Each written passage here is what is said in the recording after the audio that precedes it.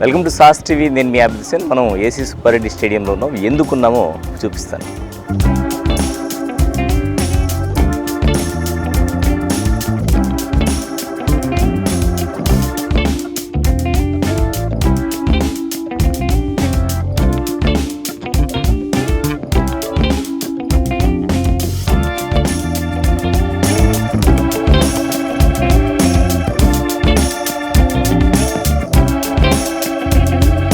So మనతో పాటు senior coach Pandu sir ఉన్నారు. ఎంతో ఓపికగా పిల్లలకు శిక్షణ ఇస్తూ ఉన్నారు అనమాట. సో వారితో మాట్లాడదాం. నేటి తరం క్రీడాకారులకు ఆయన ఇచ్చేటువంటి సూచనలు, అలాగే పౌష్టికాహారం విషయంలో ఏదైనా టిప్స్ ఇస్తారేమో అడుగుదాం. చాలా ఓపికగా పిల్లలకు నేర్పిస్తూ ఉన్నారు మీరు. నాకు 27 సంవత్సరాలుగా స్పోర్ట్స్ అథారిటీ ఆఫ్ ఏపీలో వివిధ విభాగాల్లో పనిచేస్తున్నా. I was passionated in coaching. Stress maintenance, stress management, balance అంతా కూడా త్రూ స్పోర్ట్స్ లో మీకు లభిస్తుందండి. ఉదాహరణకి ఫుట్బాల్లో లైఫ్ స్కిల్స్, జీవితంలో మనకు ఎదురయ్యే సమస్యలు, మనల్ని ఎవరు ఎలా మోసం చేస్తారో ఆ మోసాన్ని మనం ఎలా ఆపుకోగలగాలి, లేదు మనం ఎదుటోళ్ళని ఎట్లా మోసం చేయాలి అని అన్ని యొక్క life skills right from the beginning, right from the birth till the death. జీవితంలో మనకి ఎదురయ్యే సమస్యలన్నీ ఫుట్బాల్లో జరుగుతాయి. So football is the most important game to handle all this stress management. So parents అందరికీ నాకు ఒకటే మనవండి, పిల్లల్ని వాళ్ళకి ఇష్టమైన ఆటల్లో కనీసం రోజుకి 1 గంట, వారంలో 4 గంటలు కనీసం వాళ్ళకి ఇష్టమైన ఆటల్లో ఆడుకొనిచ్చి శారీరక శ్రమ చేస్తే వాళ్ళకి కావలసినటువంటి మానసిక ధైర్యం, మానసిక స్థితి మెరుగుపడి దురలవాట్లకి వాటికి అన్నిటికీ దూరంగా ఉండి దేశంలో మంచి పౌరులుగా మంచి జీవితాన్ని లీడ్ చేయడానికి అవకాశం ఉంటుంది. To encourage them to play games. Games ఆడితే చదువులో వీక్ అవుతారు, అది ఇదన్నీ కాన్సెప్ట్ రాంగ్ కాన్సెప్ట్ ఉంది. మా దగ్గర కూడా పిల్లలు ఉన్నారు. ఈ సంవత్సరం 10th CBSE ఇంటర్మీడియట్లో కూడా అందరూ కూడా ఫస్ట్ క్లాస్ పైన మార్కులు తెచ్చుకున్న విద్యార్థులు చాలామంది ఉన్నారు. దానికి ఉదాహరణగా ఇప్పుడు మా DSEలో కొత్తగా రిక్రూట్ అయిన రషీదా అనే అమ్మాయి ఇట్లనే సమ్మర్ క్యాంప్లో ఇంట్రడ్యూస్ చేయబడి ఎంతమంది ఎన్ని రకాలుగా ఆమెని డిస్కరేజ్ చేయాలని చూసినప్పటికీ మొక్కవని ధైర్యంతో ఫుట్బాల్ ఆడుతూ ఫుట్బాల్ ద్వారా ఇవాళ ఆమె జీవితంలో స్థిరపడింది టీచర్గా.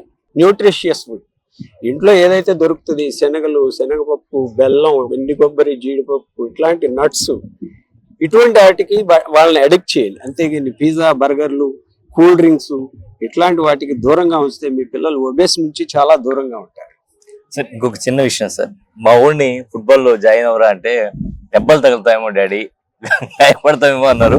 సో ఇటువంటి కొంచెం భయం ఉండేటువంటి పిల్లలకి మీరు ఇచ్చేటువంటి సలహాలు? దెబ్బలు తగలడం అనేది సహజం అండి. సపోజ్ ఇప్పుడు అతనికి రోడ్డు మీద సైకిల్ తొక్కుంటే వెళ్తాడు, యాక్సిడెంట్ ఏదో కుక్క వస్తుంది, బ్రేక్ వేస్తాడు, కింద పడతాడు, అప్పుడు కూడా జరుగుతాయి. కేవలం గేమ్స్ ఆడటం వల్లే దెబ్బలు తగులుతుంది అనేది wrong concept. If at all, if it is possible, it is a possible in the sports. Injuries జరగటం, రికవరీ అవ్వటం అవన్నీ మామూలే. ఆ దెబ్బలు తగిలినప్పుడు కూడా దాన్ని ఓర్చుకునే స్థితి, క్షమాగుణం పిల్లల్లో ధైర్యం కల్పిస్తుంది. చాలా ధన్యవాదాలు సార్, ఈరోజు చాలా చక్కటి విషయాలు తెలియజేశారు.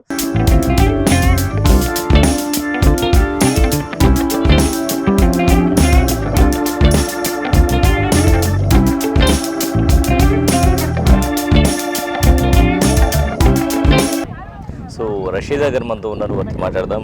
చెప్పండి, సో మీరు ఒక రోల్ మోడల్ అని చెప్పి అనుకోవచ్చు నేటి తరం అమ్మాయిలకు. సో ఒక ఉమెన్గా ఉండి ఫుట్బాల్ రాణించడం ఏ విధంగా సాధ్యమైంది? ఇంట్లో అయితే నేను ఆడుతున్నప్పుడు ఒక 1 year వరకు కూడా ఫుట్బాల్ అంటే ఒట్టి కాళ్ళతోనే ఆడాలా అని అడిగేవాళ్ళు అనమాట. యాక్చువల్ మీ పేరు రషీదా కదా, ముస్లిం అయి ఉండి ఆడుతున్నారంటే ఎక్కడన్నా ఏమన్నా రెస్ట్రిక్షన్స్ లాంటివి ఉంటాయా? సానియా మిర్జా కూడా గతంలో అట్లే అసలు it's all about parents support and coaches support అంతే.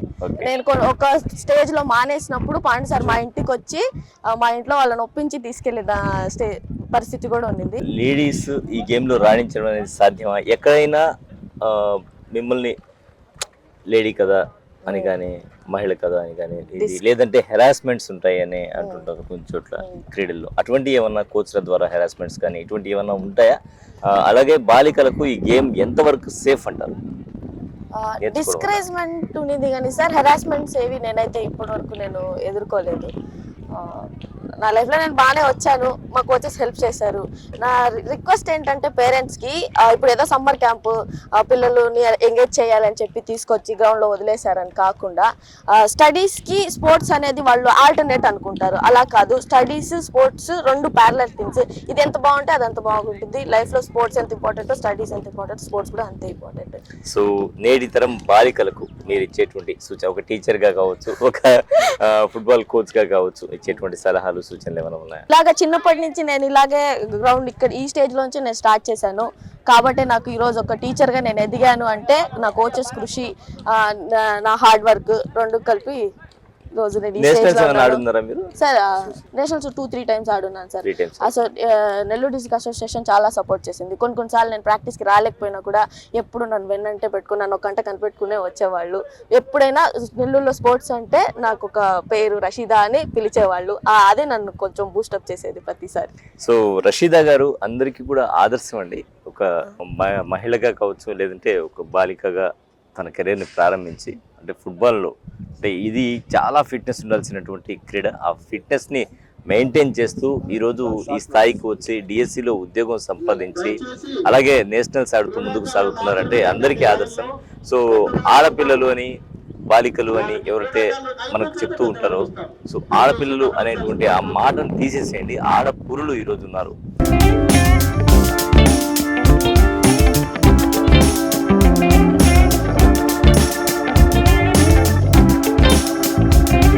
ఒకటో తేదీ నుంచి సమ్మర్ క్యాంప్స్ జరుగుతున్నాయి. మనతో పాటు ఫుట్బాల్ కోచ్ ఉన్నారు సాయి గారు, వారితో మాట్లాడదాం.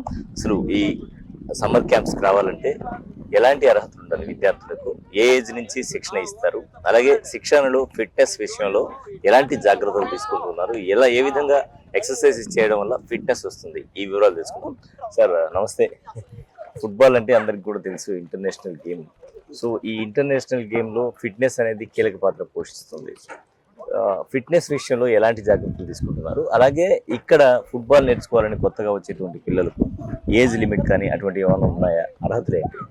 గుడ్ మార్నింగ్ సార్, నా పేరు సాయి అండి. నేను పాస్ట్ 8 years నుంచి ఇదే గ్రౌండ్లో ఫుట్బాల్ కోచ్గా విధులు నిర్వహిస్తున్నాను. అదే నేను ఇంకోటి ఏంటంటే ప్రతి ఒక్కరికి చెప్పాల్సింది, ముఖ్యంగా నేను ఇలాంటి సమ్మర్ క్యాంప్లోనే నా జర్నీ అనేది స్టార్ట్ అయింది.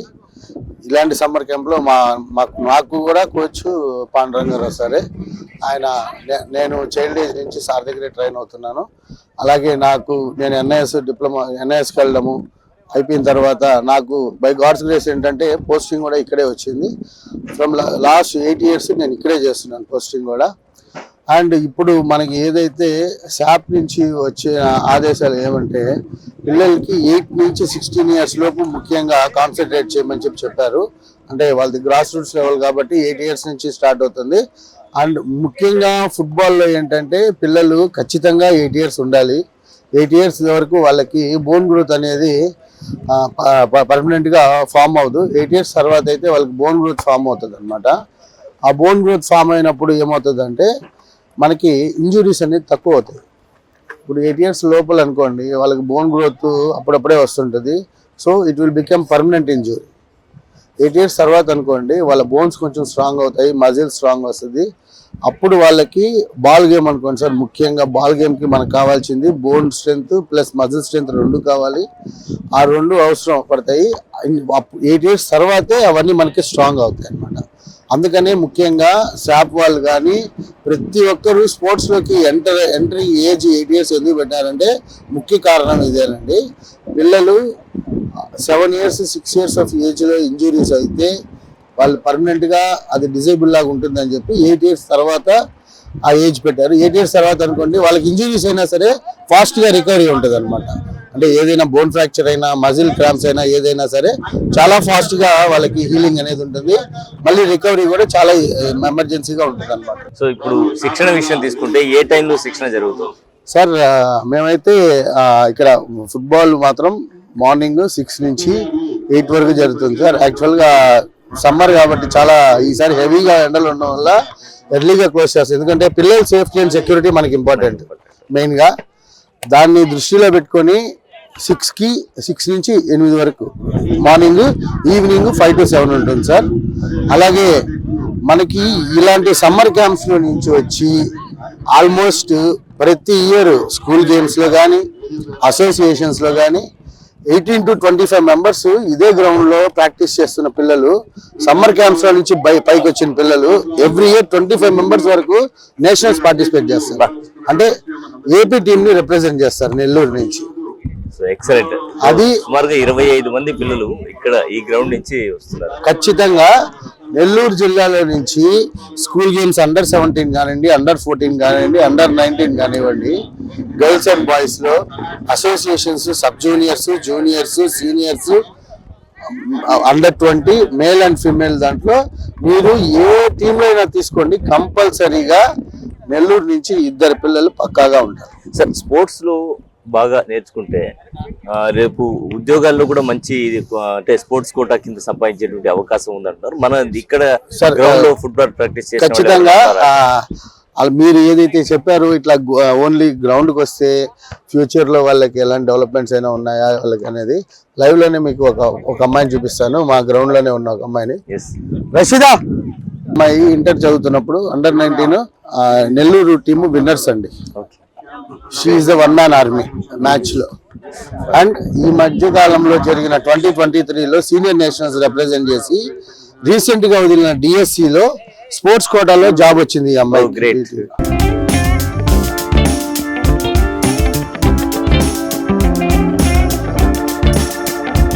ఎస్, ఇప్పుడు మనతో పాటు జిల్లా క్రీడా ప్రాధికార సంస్థ అధికారి డిఎస్డిఓ జసీం గారు ఉన్నారు. వారితో మాట్లాడదాం. సార్, ఈ సమ్మర్ క్యాంప్స్ గురించి మా వ్యూవర్స్ చెప్తారు.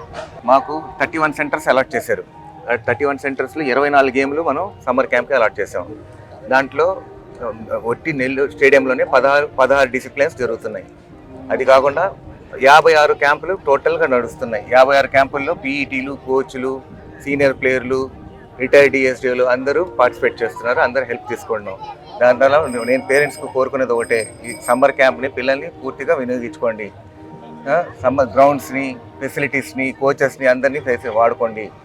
అది చాలా బాగుంటుంది. సార్, ఇక్కడికి వచ్చి నమోదు చేసుకోవాలి అంటే నమోదు ప్రక్రియ ఎలా ఉంటుంది? ఎవరిని కన్సల్ట్ చేయాలి ఇక్కడికి వచ్చిన తర్వాత? కన్సర్న్ గేమ్ కోచ్ ఎవరైతే ఉన్నారో కన్సర్న్ గేమ్ కోచ్కి ఒక క్యూఆర్ కోడ్ ఉంది. పెద్ద కష్టం కాదు, ఒక అర నిమిషం 30 సెకండ్స్లోనే అయిపోయింది. ప్రతి కోచ్కి ఒక క్యూఆర్ కోడ్ ఇచ్చినారు. ఆ క్యూఆర్ కోడ్ ద్వారా ఏంటంటే ఓపెన్ చేయగానే ఏ కోచ్ దగ్గర వచ్చారు వాళ్ళ ఆధార్ నెంబర్ ఒకటే కొట్టాలి. ఆధార్ నెంబర్ కొట్టగానే టోటల్ డేటాలు మొత్తం క్లియర్ అయిపోయింది. సో తొందరగా అయిపోతుంది, చాలా తొందరగా నమోదు ప్రక్రియ. అవును. సో నమోదు ప్రక్రియ చాలా తొందరగా అయిపోతుంది కాబట్టి మీరు ఒకసారి ఏసీ స్టేడియంని విజిట్ చేయండి, మీ పిల్లల్ని క్రీడాకారులుగా తయారు చేయండి. ఇదే జసీం గారు చెప్తూ ఉన్నారు.